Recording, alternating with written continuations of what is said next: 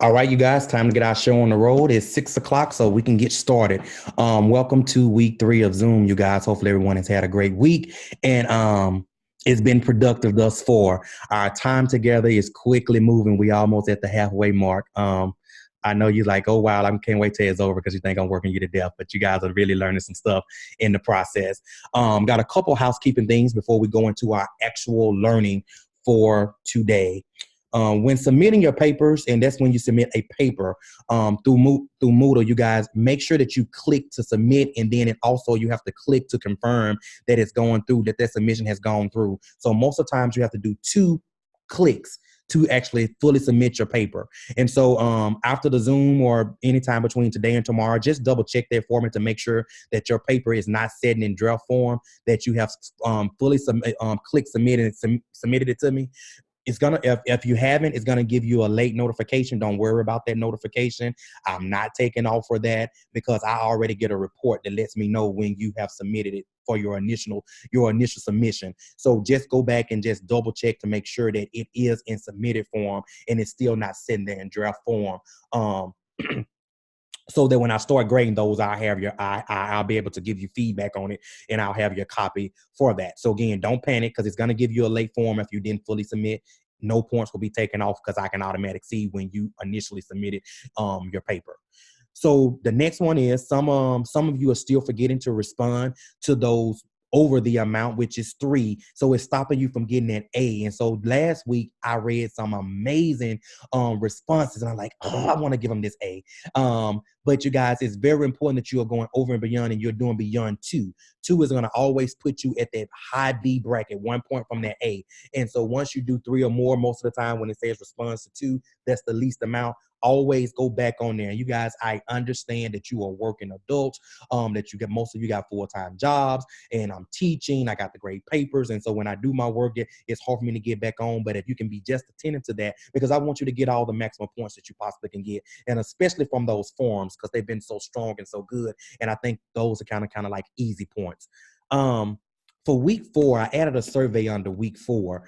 Please complete that survey by the end of week 4. That's February the 9th. Try to have that survey done. I want to thank you in advance. The survey is from the university. What they're doing is they're conducting some research on our online program, and they want to hear back from the scholars and the students. So if you get a chance to, just please complete that survey. And again, they need the information by week 4, which is the ending is February the 9th.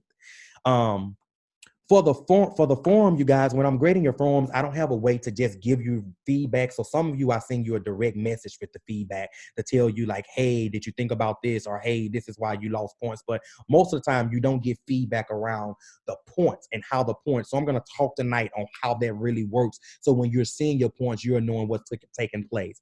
So anytime on a forum, if you get a score of a 30 something, 31, 32, 33, 34, or 35, you did not respond to anybody. So therefore, you automatically lost 15 points because you did not respond to anybody. So according to the rubric, it specifically states that if you don't respond, then those points automatically put you in the 30 point range. If you get something that's under 44, 43, 42, 41, you guys, you responded to one person and you're supposed to respond to 2. If you get 44 points, that means you responded, you had a good quality response, and you responded to at least 2 people, which what was required. So you have the highest B, 1 point from an A. And then if you do over the amount of response and your response is of high quality, you're going to get a 50. Some people, if you get under a 50, but you still get an A, that's a 45, 46, 47, 48, 49. It's about the points I've taken from the quality of your response. You guys, I'm going to be honest, from this point forward, I'm really looking at the quality of your response, because I want to make sure that you are really processing this learning that we're doing weekly, and you are able to apply it to any context that I give and I throw at you. You can take the learning and you can apply it to it. So the quality I really would look at, I'm really going to hone in on the actual quality of your response. So that's pretty much explains the form piece. When it's the paper, I'm going to give you feedback. When I send a grade or when the grade come to you, some feedback should come back. We come with it. So with the form, it's a little different, but I want to let you know how do that range and how do those points fall. So with that being said, you guys, let's dive into our learning for tonight. So this week, I want to talk about last week's learning. You guys, that learning was so amazing. That reflection form really was powerful, and you guys really made me proud to be your lead learner. You went over and beyond to transform that ineffective PLC. The detail you put in it, your strategies, your techniques, all that was just awesome. Some key look fors that I look for when I graded your response in that. First of all, I want to make sure that you assess the situation before making changes. Did you really listen and hear back from what the teachers thought of that PLC? I gave you a scenario, and I purposely gave it to you because I want to make sure you took all that away. Number one, I told you was a new administrator at that school, and that was the very first PLC that you had observed. So I want to make sure you knew that. So that's a dynamic that you're going to be faced with a lot, especially for those of going into a leadership role. So it's very important, you guys, that you assess and you make them reflect on it before you fix it. You get them to reflect like, hey, what did you think about that? How do you know that was effective? You make them think on it, and then you fix it. And so the second piece of what I was looking for when I was grading is, how did you go about to fix the situation? Did you really apply shared leadership? We've been talking about PLCs now for this is week number 3, and we've been talking about collaborative, reflective, shared leadership, making sure everybody has a role, making sure everybody has a voice. Did you use those same things we've been talking about to fix it? Or did you say, hey, I'm finna fix this, they're gonna have to do this, I'm finna meet with the leadership team, I'm about to meet with the leadership team, they're gonna have to do this? Or did you say, hey, I'm finna take these same teachers who had this ineffective PLC, and I'm about to now make them fix it with me. We're gonna do it together. I'm gonna build some trust, some relationships. I'm gonna do some modeling. So I really want to make sure you can you really could apply that shared leadership standpoint. You know, last week I talked about 3 facilitative, constructivist, and distributive. Did you use those kind of approaches in your actions to transform that PLC? I also noticed you guys, out of all the weeks, last week was when you learned the most based on your replies. Your replies to your colleagues were as strong as your initial post. I read a lot. Oh, I didn't even think about it looking that way, or I didn't think about that avenue. I didn't even consider that when I did my response. That means that learning is transforming, you guys. And if we don't reflect, we don't grow. So by you reflecting on your response, you really was growing. I was so happy to read all of those replies and all of those posts. You guys, you really did a good job on that. So what I want to say is, you guys, keep up that work of being all in and helping each other grow, because that's exactly what happened on last week. You help your colleagues grow. Some of our understanding of PLCs kind of range. Some of us have very average knowledge of a PLC, and some of us, because we have a very strong PLC structure at our schools, we have some great knowledge about a PLC. So by you giving those responses and you giving those questions and you making them think on some things, you guys, you are really making them reflect, and you making them grow and learn. So that's what a true PLC is all about. So we really are exemplifying a PLC when we're having those forums and you are actually growing your classmates. So now we're going to move forward with this week's learning, you guys. And this week's learning was on learning through ongoing PD. And that word ongoing is very important. In a true PLC, a PLC model, regardless of what framework or model you use, if it's a true PLC, you guys, everyone at the table is learning, even the leader. The leader has the least role, but even when it's time for teachers to develop, when it's time for teachers to practice, when it's time for teachers to discuss, that leader is there facilitating some of those conversations through reflective practices. So it's very important that we understand and we walk away that everyone is learning in a true PLC. As we stated in week 1, you guys, standards, curriculum, goals drive PLCs, regardless of what it is. If that PLC is focused on teaching and learning, standards and curriculum should drive it. We talked about that in week 1. It came back up again in this week's reading. And then it talks about goals, because again, when I think about enrichment teachers, or when I think about if I'm in a high school and I got all those elective teachers, they still should have goals, a goal-centered PLC where it's driven by a goal. So it's very important that we take that away. It's also important that you guys, with a true PLC structure, that there is a long-range plan of learning. If you're going to a PLC and every week is a different topic, you guys, I hate to bust your bubble, but that's not a PLC.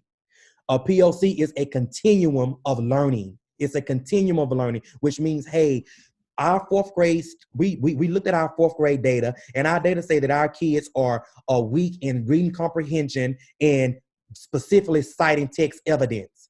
So that continuum of learning is going to be on citing text evidence. So every time I come to this PLC for a length of time, that's all we're going to talk about. We're going to talk about that strategy. We're going to talk about that student work. We're going to talk about what's happening in the classroom. That's when it becomes a true PLC. And so the book talks about long range planning and planning it out. How are we going to make sure that we can build our kids text evidence or reading comprehension in this amount of time? And so the book then transfers and it talks about short-term or short-range planning. And you guys, I call that a cycle of learning, because again, I'll take a math class. So for instance, math, we looked at our math scores, and we seeing that our kids do not understand mathematical practice number 3, expressing their thinking. So now I'm finna spend 5 weeks on really digging in a PLC. How do we teach our kids, or how do we as teachers teach our kids how to express their thinking? So every week I come for those 5 weeks, I'm talking about those kind of things. What strategies we trying in our classroom, how we know they're working, what are some student results that's coming from this strategy, so that we can really monitor if what we're doing is actually working. So 2 things I want you to take away from this reading: that you have to have long range planning and short range planning. That short range planning actually builds that long range plan, but it's focus. It's focused planning. So when I come to a PLC, or when teachers come to a PLC, you guys, it's not something new every single week. A lot of you really, really hit home on that, because you wrote that in your response on there, that the agenda should be beforehand, and we should be able to do the agenda beforehand, so they'll know what we're talking about and what we're discussing. And you guys, that lets me know that you're reading some stuff in your actual book. The next thing I want to highlight on that is, you guys, it needs to be based on a school need. What is the need of the school, and that it truly impacts teaching and learning. So one, just because Kagan structures are best practices, do our school really need that? What is the need for this, for when we're in a PLC? It needs to be based on school needs. There needs to be intentional monitoring of the goal. So whatever goals you set in a PLC, you need to be intentional about monitoring them, and not just saying, okay, we say we're going to spend 10 weeks, our first 9 weeks we're going to spend on lesson plan annotations, and we never monitor what's that effective on teaching and learning. We just do it for 10 weeks and then we go on to a new cycle of learning. We have to monitor our goals.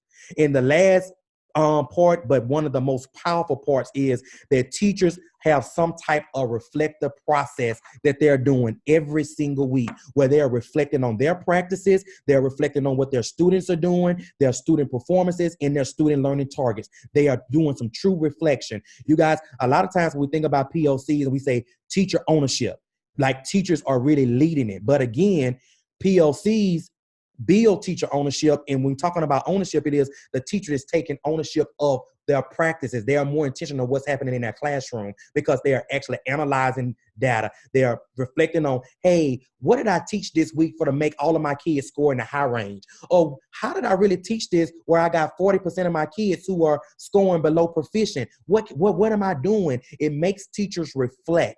PLCs make teachers reflect. It's a place where they truly should actually reflect. And so that's all. Those are big chunks.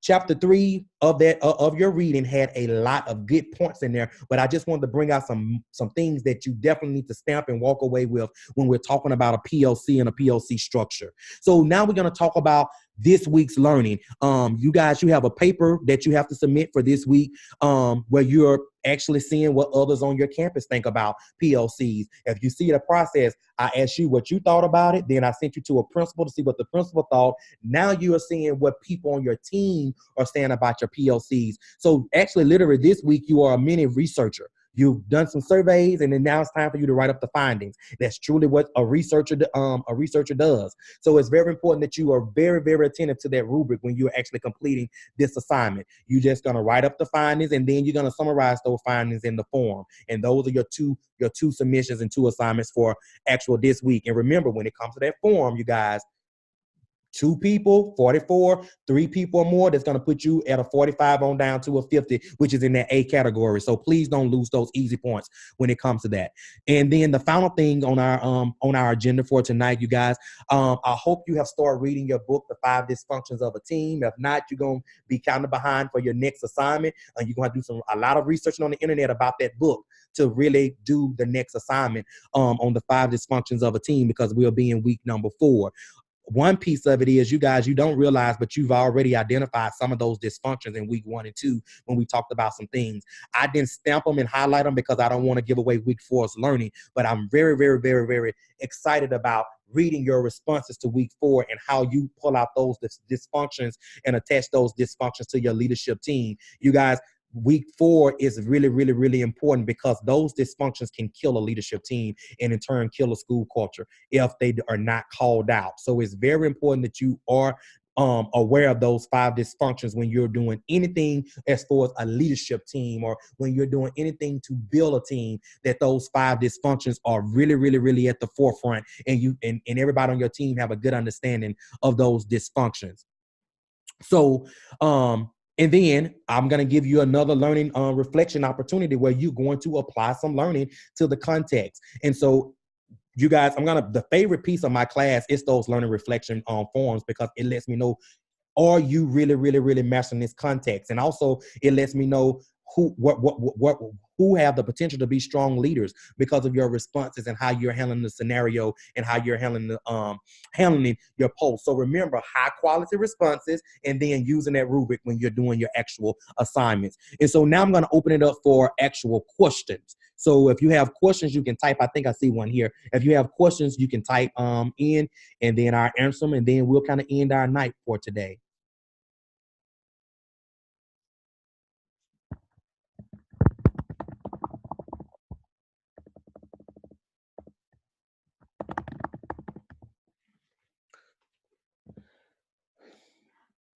Oh Lord, I think so we got a question say, so we post findings to both the forum and to you. No, you just post to the forum. So you have a paper that you're gonna write that's gonna summarize all your findings. You have to have at least one chart inside of it, but that's just your paper. And then you're just gonna summarize that. You're not gonna write in detail, just 300 word summary of just your findings, and you're gonna put that as your forum.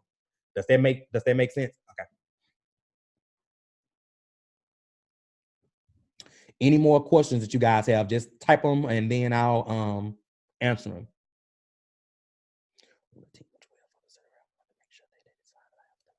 Yes, that's fine. Melissa, that is fine.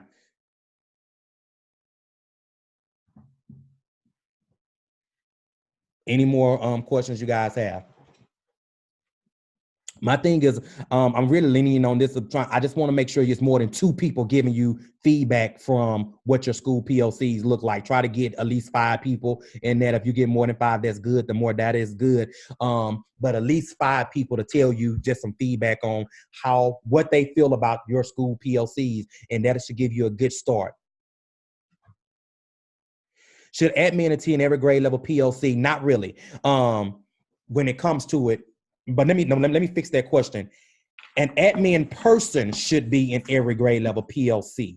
In my school, on my 14 schools who have structured PLCs, an admin is required to be there. That's the principal, the instructional coordinator, or assistant principal. One admin is required to be in that PLC because I require that admin to coach that PLC. So once that master teacher finished leading, or that mentor teacher or that teacher leader finished leading that PLC, I want that admin to give them feedback, give them some refinement, reinforcement, what was strong about it, and then push them and give them some reinforcement on how they can make it better. And so what happens in that turn is I'm growing that leader to be able to coach it, but that leader is growing that teacher leader as well to really be able to lead a quality PLC. But again, we have a very structured process in the 14 schools that I serve, and I definitely require an administrator to be in on a PLC. Some structures, if you read about it, because there are a lot of structures of PLC structures out there, they do not require it. They require that it's fully teacher-led and grade level led, where my 4th grade team, you just go on and you meet. And so when I think about that process, you guys, guys, that there's benefit to that too. And I'm going to be honest, in my former principal life, I required that as well. So one, we had a POC throughout the day, just like I said, where I was in all of them because I just wanted to let them know that the importance of a POC, and plus we was turning around a struggling school, and I wanted to make sure that it was important. But number two, I required them as a team to build that collaboration and team building and trust amongst team. I required them to have a POC themselves anywhere they wanted to. It can be on their on another day planning time. It can be after school. It can be before school. It can be at their homes. They can do it any way they wanted to, as long as they gave me the documentation on what was talked about. I need to know what was the outcome, and I need to know some evidence. And so that's just helped to build them as a team so they can know that they was one team, one goal. So I had both of those systems and structures running in my school when I was a principal. But now that I supervise schools, I truly make sure that an administrator is in on the PLC so that they can provide that ongoing feedback to those leaders who are leading those PLCs.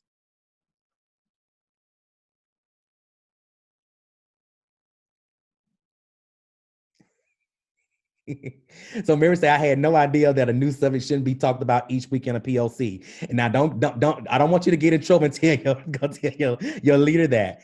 In a high functioning, effective PLC, a new topic is not discussed every time. It's not.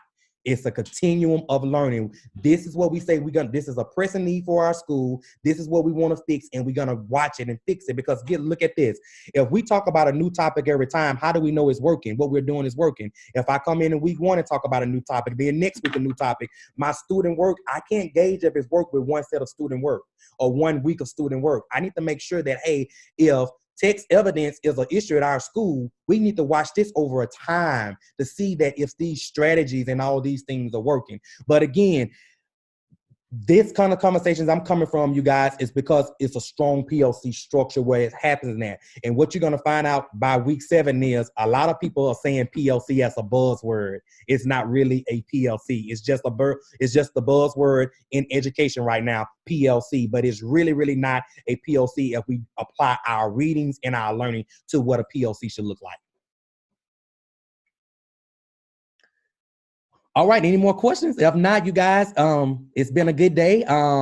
Tomorrow is Friday. Get some rest and get your work done. See you later. But we got to go. Remember, this is week number 3. We got to say we have to say our speech. Excuses. Excuses. I need to see Miles moving. Excuses are tools of the incompetent. They are used to build monuments of nothingness. Those who specialize in their uses are seldom capable of doing anything else.